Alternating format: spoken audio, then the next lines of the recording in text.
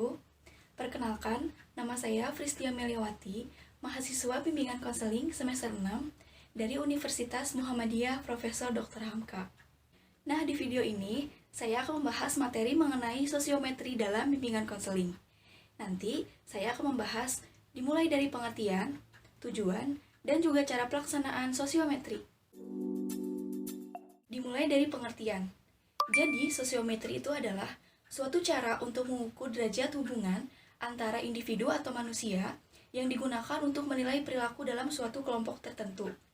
Dan sosiometri juga digunakan untuk mengukur kualitas hubungan antara satu individu dengan individu yang lain. Berdasarkan pengertian tersebut, maka sosiometri itu bisa digunakan untuk mengetahui apakah dalam kelas tertentu ada siswa yang memiliki masalah penyesuaian diri, seperti apakah ia terisolasi, atau dia sulit untuk menyesuaikan diri sehingga menjadi nakal, pembuat onar, jahil, atau dan lain sebagainya. Lalu selanjutnya adalah tujuan dari sosiometri. Yang pertama, tujuannya adalah untuk menemukan murid mana yang memiliki masalah penyesuaian diri dalam kelas tertentu. Hal ini sesuai dengan yang tadi saya jelaskan sebelumnya di pengertian sosiometri. Nah, di sini sosiometri juga digunakan untuk mengetahui apakah di kelas tertentu terdapat murid yang terisolasi atau yang memiliki masalah penyesuaian diri seperti jahil, pembuat onar, nakal, dan lain sebagainya. Selain itu, sosiometri juga bisa untuk mengetahui siapa teman yang paling disukai, teman yang tidak disukai, atau siapa teman yang paling rajin di kelas. Itu juga bisa digunakan dalam sosiometri. Yang kedua, membantu meningkatkan pemahaman dan pengertian murid mengenai masalah pergaulan yang dialami oleh individu tertentu. Yang ketiga, membantu meningkatkan partisipasi aktif di antara murid-murid dengan penerimaan sosialnya.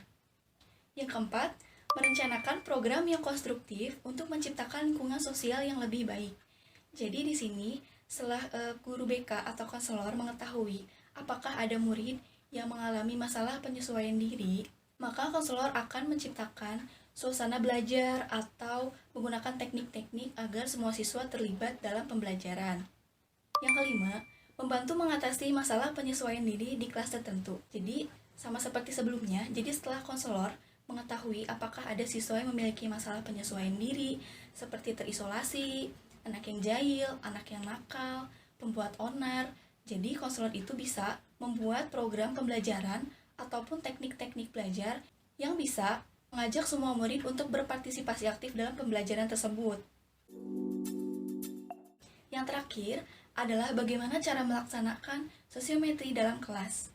Yang pertama adalah menentukan kelas mana yang akan diselidiki. Jadi sebelum guru BK memberikan angket kepada murid-murid untuk mengetahui apakah muridnya mengalami masalah penyesuaian diri, maka konselor akan menentukan kelas mana yang akan diberikan angket sosiometri untuk diselidiki. Misalnya, apakah di kelas 7B terdapat siswa yang memiliki masalah penyesuaian diri, ataupun terlihat dari perilaku-perilaku murid yang tidak sesuai. Yang kedua, memberikan informasi atau keterangan tujuan dari pelaksanaan sosiometri itu sendiri. Jadi sebelum kita melakukan sosiometri, guru BK atau konselor menjelaskan terlebih dahulu kepada murid-murid dalam kelas apa sih tujuan dari pelaksanaan sosiometri itu sendiri.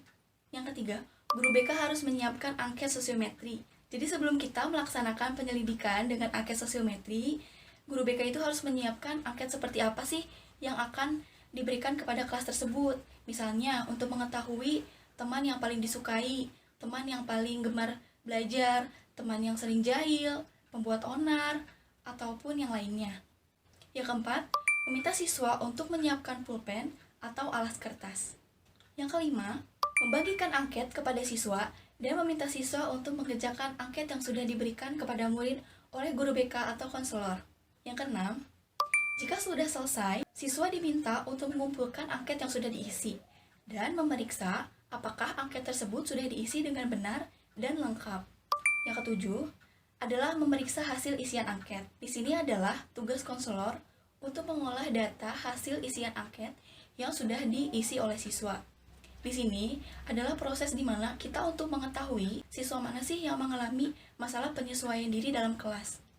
Yang kedelapan, mengolah data sosiometri dengan menganalisa indeks, membuat tabel tabulasi, dan membuat sosiogram. Di sini konselor sudah mengetahui siswa mana sih yang mengalami masalah penyesuaian diri dalam kelas tersebut.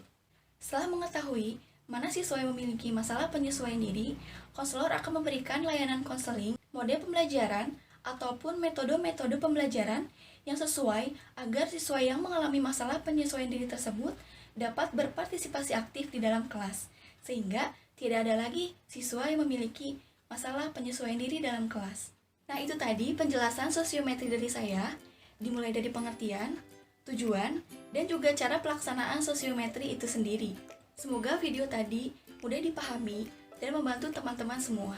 Semoga video ini bermanfaat. Wassalamualaikum warahmatullahi wabarakatuh.